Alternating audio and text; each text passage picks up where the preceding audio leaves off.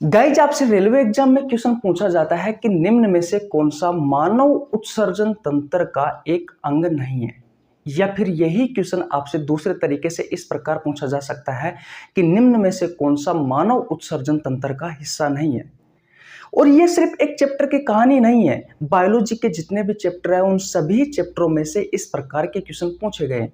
जैसे कि अगर मैं डाइजेस्टिव सिस्टम यानी कि पाचन तंत्र की बात करूं तो पाचन तंत्र में भी ऐसे क्वेश्चन पूछा गया है कि निम्न में से कौन सा एक पाचन तंत्र का हिस्सा नहीं है, या निम्न में से कौन सा पाचन तंत्र का एक अंग नहीं है। तो आपको पता होना जरूरी है कि पाचन तंत्र में हम किन किन अंगों के बारे में पढ़ते हैं, उत्सर्जन तंत्र में हम किन किन अंगों के बारे में पढ़ते हैं, श्वसन तंत्र वाले चैप्टर में हम किन किन अंगों के बारे में पढ़ते हैं। तो आज की इस क्लास में मैं आपको उत्सर्जन तंत्र में हम जिन अंगों के बारे में पढ़ते हैं उन अंगों के बारे में बताने वाला हूं, और साथ ही साथ में आपके एग्जाम में ऐसे किस तरीके से क्वेश्चन पूछा गया है वो भी मैं आपको बताने वाला हूं। एग्जाम का नाम लिखा हुआ है, डेट लिखी हुई है मेरे पास, शिफ्ट लिखी हुई है, सारी कहानी आपको बिल्कुल आसान भाषा में समझ में आ जाएगी। बिल्कुल आपको वीडियो शुरू से लेकर के एंड तक देखनी है। चैनल पर नए तो चैनल को सब्सक्राइब कर लेना, बेल आइकन को प्रेस कर लेना ताकि आपके पास हमारी वीडियो का नोटिफिकेशन टाइम टू टाइम पहुंच सके। सब कुछ आसान भाषा में होगा, सब कुछ समझ में आ जाएगा। आज के बाद में इस प्रकार के क्वेश्चनों का आपका एक भी डाउट नहीं रहेगा, एक भी क्वेश्चन नहीं छूटेगा, ये हमारी गारंटी है। चैप्टर का नाम लिख लीजिए, एक्सीरेटरी सिस्टम। एक्सीरेटरी सिस्टम यानी कि उत्सर्जन तंत्र। अब भैया हर रोज इसकी एक एक क्लास आएगी। आज मैं आपको उत्सर्जन तंत्र से संबंधित क्वेश्चन करवाने वाला हूं, इससे संबंधित जो ऑर्गन है उनके बारे में बताने वाला हूं। कल हम हो सकता है पाचन तंत्र के बारे में पढ़ ले, हो सकता है तीसरे दिन हम कंकाल तंत्र के बारे में पढ़ ले, फिर श्वसन तंत्र, फिर प्रजनन तंत्र, फिर रक्त परिसंचरण तंत्र। ऐसे करते हुए हम बायोलॉजी के जितने भी चैप्टर हैं जिनसे इस प्रकार के क्वेश्चन पूछे गए हैं वो सभी आपको चैप्टर करवाने वाला हूं। ध्यान से समझिए, उत्सर्जन तंत्र से संबंधित कुछ महत्वपूर्ण अंग है जिनके बारे में आपको पता होना जरूरी है।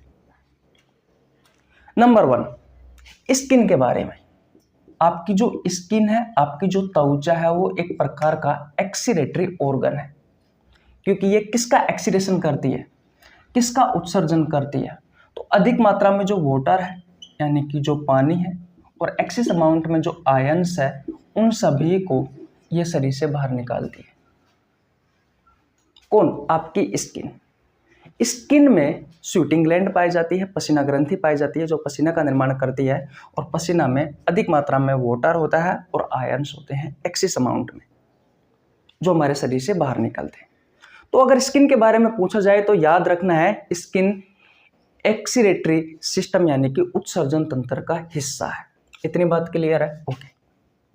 नंबर 2 पर किडनी के बारे में पूछे तो आप सभी को पता है ब्लड को फिल्टर करने का काम करती है, साथ ही साथ में ये यूरिन का निर्माण भी करती है, ये मूत्र का निर्माण भी करती है। और मूत्र में बहुत सारे अपशिष्ट पदार्थ होते हैं जो भैया यूरिन की सहायता से हमारे शरीर से बाहर निकलते हैं, जैसे कि urea, uric acid, ammonia, creatinine, और एक्सेस अमाउंट में जो वाटर है वो भी शरीर से बाहर निकलता है।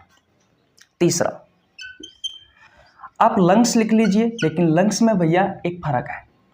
लंग्स जो होता है वो रेस्पिरेटरी सिस्टम का हिस्सा भी है और एक्सीरेटरी सिस्टम का हिस्सा भी है, क्योंकि लंग्स जो होता है, हमारे जो फेफड़े होते हैं वो कार्बन डाइऑक्साइड का उत्सर्जन करते हैं, कार्बन डाइऑक्साइड का उत्सर्जन करते हैं। तो लंग्स के बारे में आपको याद रखना है, ये किस किस का हिस्सा है, ये रेस्पिरेटरी सिस्टम और एक्सीरेटरी सिस्टम। क्लियर? किसी को कोई प्रॉब्लम बिल्कुल नहीं होनी चाहिए। तो मैं लिख देता हूं कि ये श्वसन तंत्र यानी कि रेस्पिरेटरी सिस्टम और उत्सर्जन तंत्र यानी कि एक्सीरेटरी सिस्टम। रेस्पिरेटरी सिस्टम और एक्सीरेटरी सिस्टम ये दोनों का हिस्सा है। किसी को कोई प्रॉब्लम बिल्कुल नहीं होनी चाहिए। आगे बात करते हैं नंबर 4 पर, large intestine. Large intestine, large intestine. अगर मैं आपसे पूछूं कि जो लार्ज इंटेस्टाइन है वो किस तंत्र का हिस्सा है, हो सकता है कि आप में से सभी आंसर, लगभग अधिकांश डाइजेस्टिव सिस्टम इसका आंसर दे, यानी कि पाचन तंत्र इस चीज का आंसर दे। लेकिन मैं आपको बता दूं, जो लार्ज इंटेस्टाइन है, जो बड़ी आंत है, वो भैया पाचन तंत्र यानी कि डाइजेस्टिव सिस्टम और भैया उत्सर्जन तंत्र का हिस्सा है। तो इस चीज के बारे में भी आपको याद रखना है। अब लार्ज इंटेस्टाइन किसका उत्सर्जन करती है ये आपको कमेंट बॉक्स में बताना है। भाई बड़ी जो आंत है लार्ज इंटेस्टाइन है वो किस चीज का उत्सर्जन करती है, हमारे शरीर से बाहर किस चीज को निकालती है, ये आपको पता होना जरूरी है। क्योंकि पाचन तंत्र वाला चैप्टर आपने पढ़ा है, कॉमन सेंस से छोटी सी बात है, आप आराम से बता सकते हो। तो 4 चीजें मैंने अब तक आपको बताई, आपको बहुत अच्छे से क्लियर हो गई होगी। इतनी बात क्लियर है? ओके, आगे चलते हैं नंबर 6 पर। किडनी के बारे में बात कर ली। यूरेटर डक्ट, मूत्रवाहिका नली, हिंदी में कहा जाता है मूत्रवाहिका नली। ये एक ट्यूब होती है जो किडनी से जुड़ी हुई होती है। किडनी और यूरिनरी ब्लैडर यानी कि मूत्राशय और किडनी से जुड़ी हुई यह एक नली होती है। आपकी किडनी में जो यूरिन का निर्माण हुआ है उस यूरिन को मूत्राशय तक लेकर जाने का काम करती है। इस बात का आपको ध्यान रखना है। तो मूत्र को संग्रहणता के लिए ले जाती है। मैं लिख देता हूं इसका कार्य कि यह मूत्र को संग्रहणता के लिए ले जाती है। अगर आपने एक्सीरेटरी सिस्टम वाला चैप्टर नहीं पढ़ा है तो आपको नीचे लिंक डिस्क्रिप्शन में मिल जाएगा, आप जाकर पढ़ सकते हो।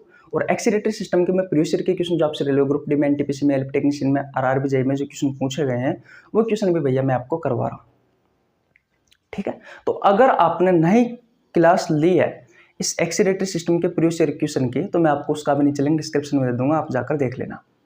मैंने कल एक्सीरेटरी सिस्टम वाले चैप्टर के जब प्रीवियस ईयर के क्वेश्चन ले रहा था तो मैंने कल आपको एक कॉन्सेप्ट सिखाया था। जैसे कि ये आपकी किडनी है, ये क्या है, ये आपकी किडनी है और किडनी में ब्लड का फिल्ट्रेशन होता है, रक्त को छाना जाता है, साथ ही साथ में यूरिन का निर्माण होता है यानी कि आपके मूत्र का निर्माण होता है।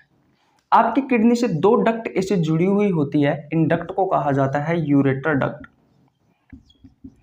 और ये यूरेटर डक्ट क्या करती है, आपकी किडनी में जो यूरिन है, आपकी किडनी में जो मूत्र है उसको भैया यूरिनरी ब्लैडर तक पहुंचाती है। ये क्या है, ये यूरिनरी ब्लैडर है, ये यूरिनरी ब्लैडर है। इसे हिंदी में मूत्राशय कहा जाता है, इन्हें मूत्रवाहिनी या मूत्रवाहिका नली कहा जाता है, जो मैंने हिंदी में लिख दिया। इसमें मूत्र कुछ समय के लिए इकट्ठा होता है। मूत्र जिस रास्ते से शरीर से बाहर निकलता है उस रास्ते को कहा जाता है यूरेथ्रा, मूत्र मार्ग। तो इस चीज का भी आपको ध्यान रखना है। 6 हो गया। नंबर 7 पर आपको यूरिनरी ब्लैडर याद रखना है, नंबर 8 पर आपको यूरेथ्रा याद रखना है। बोलो, किसी को कोई प्रॉब्लम बिल्कुल नहीं होनी चाहिए। तो ये उत्सर्जन तंत्र वाले चैप्टर में ये पॉइंट आपको याद रखने। इसके अलावा नेफ्रॉन की संरचना के बारे में और पढ़ा जाता है। अब नेफ्रॉन क्या है, तो किडनी की जो सेल है, किडनी की जो कोशिका है वो होती है भैया नेफ्रॉन। किडनी की सबसे छोटी इकाई को नेफ्रॉन कहा जाता है। किडनी की क्रियात्मक व संरचनात्मक इकाई को नेफ्रॉन कहा जाता है। क्यों कहा जाता है, अगर आपको डिटेल में समझना है तो उत्सर्जन तंत्र वाला चैप्टर पढ़िए, आपको नीचे लिंक डिस्क्रिप्शन में मिल जाएगा। ठीक है भाई, तो नेफ्रॉन के बारे में मैं आपको और लिखवा देता हूं। नेफ्रॉन के बारे में पूछे तो बता देना ये उत्सर्जन तंत्र का हिस्सा है भैया। नेफ्रॉन के संरचना में आपको बहुत सारे टर्म देखने को मिलेंगे जिनके बारे में अक्सर पूछा जाता है कि भैया ये शब्द आपको कहाँ देखने को मिलते हैं, यानी कि जैसे कि बोमेन्स कैप्सूल का संबंध किस ऑर्गन से है। इस प्रकार के प्रश्न अक्सर आपसे क्वेश्चन पूछे जाते हैं आपके एग्जाम में। तो नेफ्रॉन के संरचना में आपको क्या क्या देखने को मिलेगा, बोमेन्स कैप्सूल देखने को मिलेगा। यूट्यूब पर एक भी वीडियो नहीं है, ध्यान रखना। ये आप जो देख रहे हो ये समझ लीजिए कि 1 नंबर पक्का कर सकता है आपका, बहुत इंपॉर्टेंट है। छोटी सी क्लास है लेकिन इस क्वेश्चन की जब आपको समझ तब आएगी जब आपको पूरा चैप्टर समझ में आएगा तब। या तो जैसे मैं पढ़ा रहा हूँ वैसे पढ़ लीजिए या फिर आप पूरा चैप्टर पढ़ करके इस क्वेश्चन की समझ ले लीजिए, तो ही आपको संभव हो सकता है ये कार्य। Bowman's capsule, glomerulus filter, PCT, DCT proximal convoluted tubule और डिस्टल कॉन्वोल्यूटेड ट्यूब्यूल, इनकी फुल फॉर्म होती है लूप ऑफ हेनले, इसके अलावा कलेक्टिंग डक्ट, तो इसे संग्रहित नलिका भी कहा जाता है कलेक्टिंग डक्ट को। इसे हिनले का लूप कहा जाता है, बोमेन्स कैप्सूल, बोमेन का संपूर्ण, ग्लोमेरुलस फिल्टर, ग्लोमेरुलस के गुच्छे, पीसीटी इसे समीपस्थ कुंडलित नलिका कहा जाता है, डीसीटी को दूरस्थ कुंडलित नलिका कहा जाता है। तो ये जितने भी ऑर्गन, ये जितने भी आपको टर्म स्क्रीन पर दिखाई दे रहे हैं, इन सभी टर्म का संबंध किससे है? एक्सीलेटरी सिस्टम से है, उत्सर्जन तंत्र से। नेफ्रॉन की संरचना नहीं पढ़ी है अगर आपने, क्योंकि यहाँ से सबसे ज्यादा क्वेश्चन जो पूछे जाते हैं उत्सर्जन तंत्र वाले चैप्टर से, वो नेफ्रॉन की संरचना से पूछे जाते हैं। मैं आपको नीचे लिंक डिस्क्रिप्शन में दे दूंगा, नेफ्रॉन की संरचना का जाकर के पढ़ लेना। और किस प्रकार के क्वेश्चन पूछे जाते हैं वो मैं आपको बता भी देता हूं कि भैया इस प्रकार के क्वेश्चन अक्सर आपसे आपके एग्जाम में पूछे जाते हैं। तो पहले आप स्क्रीनशॉट ले लीजिए और डायरेक्ट देख लीजिए, मैं लिख देता हूं भैया एक साथ ही जो क्वेश्चन आपसे उत्सर्जन तंत्र से इस कॉन्सेप्ट से पूछे गए हैं वो भी एक बार आप देख लीजिए। चलिए भैया आगे। ओके, देखिए भैया ये आपकी स्क्रीन पर आपको कुछ क्वेश्चन दिखाई दे रहे होंगे बहुत अच्छे से। क्वेश्चन नंबर 1 कहता है कि निम्नलिखित में से कौन सा मानव उत्सर्जन तंत्र का एक अंग नहीं है? आरआरबी ग्रुप डी में पूछा गया 8/9/2022 को। मूत्र मार्ग यूरेथ्रा को कहा जाता है, अभी मैंने आपको बताया है। श्वसनिका, ये श्वसनिका रेस्पिरेटरी सिस्टम का हिस्सा है, श्वसन तंत्र का हिस्सा है, जिसमें श्वास नली, श्वसनिका, एल्वियोली, वायु कूपिका, इन सभी के बारे में आप पढ़ते हो। मूत्रवाहिकी, मूत्रवाहिनी जिसे क्या कहा जाता है? यूरेटर डक्ट कहा जाता है। मूत्राशय किसे कहा जाता है? यूरिनरी ब्लैडर को कहा जाता है। तो राइट आंसर क्या होगा? Option number C. भाई मानव उत्सर्जन तंत्र का एक अंग नहीं है, कौन सा? श्वसनिका नहीं है, क्योंकि इसके बारे में रेस्पिरेटरी सिस्टम में पढ़ा जाता है। क्वेश्चन नंबर 2 कहता है कि निम्नलिखित में से कौन सा उत्सर्जन तंत्र का हिस्सा नहीं है? कौन सा नहीं है? संग्रहण नलिका। मैंने अभी आपको बताया था नेफ्रॉन की संरचना में कलेक्टिंग डक्ट होती है जो मूत्र को इकट्ठा करने का काम करती है, वो होती है संग्रहण नलिका। वो क्या होती है? संग्रहण नलिका, कलेक्टिंग डक्ट होती है।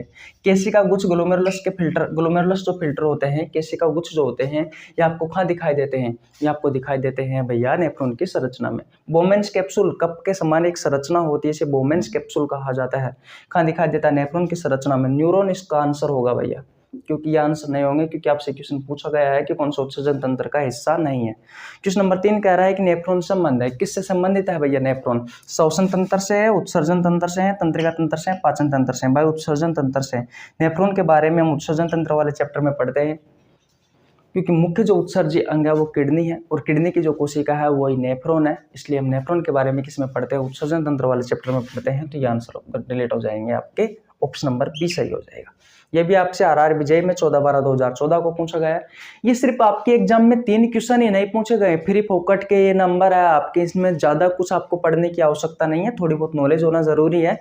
और ऐसे और भी बहुत सारे क्वेश्चन हैं जिनके बारे में आपको पता होना जरूरी है। अगर आप प्रीवियस ईयर के क्वेश्चन उठा करके देखोगे तो आपको बहुत सारी अच्छी अच्छी चीजें आपको दिखाई देगी, और इस प्रकार के प्रश्न अक्सर आपसे प्रत्येक टॉपिक में, प्रत्येक चैप्टर में पूछे जाते हैं। इजी क्वेश्चन होते हैं, एक नंबर सीधे सीधे दे जाते हैं। तो भैया मैं आपको हर कोई चैप्टर के इस प्रकार के क्लास से लेके आऊंगा। सुबह आपको ये मिला करेगी, शाम को आपको उत्सर्जन तंत्र वाले चैप्टर के मैं आपको प्रीवियस ईयर की क्वेश्चन करवा रहा हूँ, तो जाकर के देख लेना। कल से इसका टाइम में जल्दी कर दूंगा थोड़ा सा, तो आप आसानी से देख पाओगे। तो आप स्क्रीनशॉट ले लीजिए। गाइज मेरा नाम रवि है, मैं सभी प्रतियोगी परीक्षाओं के लिए बायोलॉजी पढ़ाता हूं। जो कंटेंट आपको पेड कोर्स में उपलब्ध नहीं होता है उससे अच्छा कंटेंट देने की कोशिश करता हूं। आपको हमारे साथ जुड़ने के लिए 1 रुपये देने की आवश्यकता नहीं है, सिर्फ चैनल को सब्सक्राइब करना है और बेल आइकन को प्रेस करना है, ताकि आपके पास हमारे वीडियो का नोटिफिकेशन टाइम टू टाइम पहुंच सके। गाइज मैंने बायोलॉजी के बहुत सारे चैप्टर करवा रखे हैं, बहुत सारे चैप्टरों के एमसीक्यू क्वेश्चन करवा रखे हैं। अगर आपने नहीं देखे हैं तो जाकर देख लीजिए। हर रोज मैं कम्युनिटी पोस्ट में सुबह 6 बजे और शाम 6 बजे बायोलॉजी, फिजिक्स, केमिस्ट्री के बेहतरीन क्वेश्चन डालता हूं, जिसके आंसर हर रोज 10,000 स्टूडेंट देते हैं। आप भी दीजिए, ताकि बायोलॉजी, फिजिक्स, केमिस्ट्री के अच्छे अच्छे क्वेश्चनों पर आपकी पकड़ बनी रहे। और ये कोई नॉर्मल क्वेश्चन नहीं है, ये ऐसे क्वेश्चन है जो या तो आपसे आपके प्रतियोगी परीक्षाओं में पहले पूछे गए हैं या फिर आगे पूछे जाने की संभावना है। अगर आप हर रोज इन क्वेश्चनों का आंसर देते हो तो आपको इन क्वेश्चनों पर पकड़ बनी रहेगी और डायरेक्ट आपको ये आपके एग्जाम में मिलने वाले हैं।